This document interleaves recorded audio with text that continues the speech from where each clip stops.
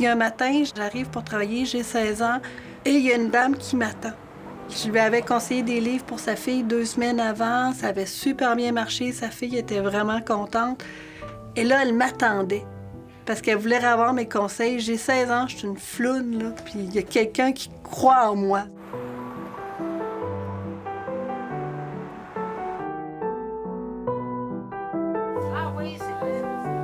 La librairie est née en 1974. C'est ma mère qui l'a ouvert au départ. Je pense qu'elle avait une passion des livres avec elle. Mon père était historien de son côté, donc publiait des livres aussi. Mais il n'y avait pas de librairie à Sillery même. C'était une manière de contrer ce manque-là.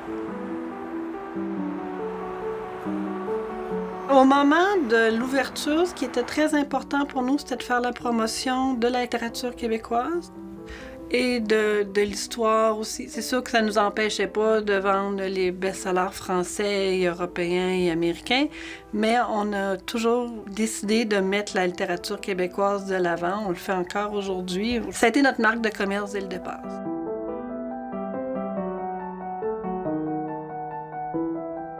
Un nouvel engouement pour les librairies, particulièrement les librairies indépendantes. On est un peu devenus des artisans. Curieusement, je ne sais pas comment ça s'est fait, mais dans la tête des gens, aller chercher son libraire, c'est un peu comme aller chez son boulanger, puis chez son poissonnier. On sent que les gens viennent faire une rencontre. Ils viennent nous voir, oui, mais ils viennent rencontrer d'autres personnes aussi. Des fois, il y a des discussions qui partent entre les clients, entre le monde. C'est vraiment ça qui est agréable.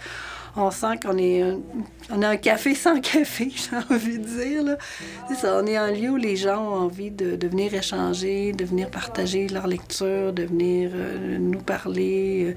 J'ai envie de dire, dans le temps des fêtes, c'est sûr qu'on va avoir au moins 1 ou 2 grands-mères qui vont venir nous représenter leurs petits-enfants. C'est sûr et certain. Puis ça fait partie de... On fait partie de la famille élargie, j'ai envie de dire.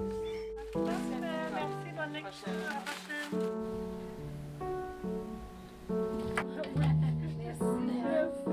Ma mère a ouvert la librairie quand j'avais 6 ans et moi, à 16 ans, première job, ma mère m'a demandé si je voulais bien travailler à temps partiel à la librairie. Donc, j'ai commencé à ce moment-là à rentrer dans l'entreprise familiale en pensant que j'allais y faire mes études et que ça allait être tout. Pour finalement décider vers 23, 24, 25 ans, j'étais partie vivre à Londres quelques mois. Puis quand je suis revenue, c'était une évidence pour moi, à mon avis, de devenir vraiment libraire. Je te le laisserai peut-être.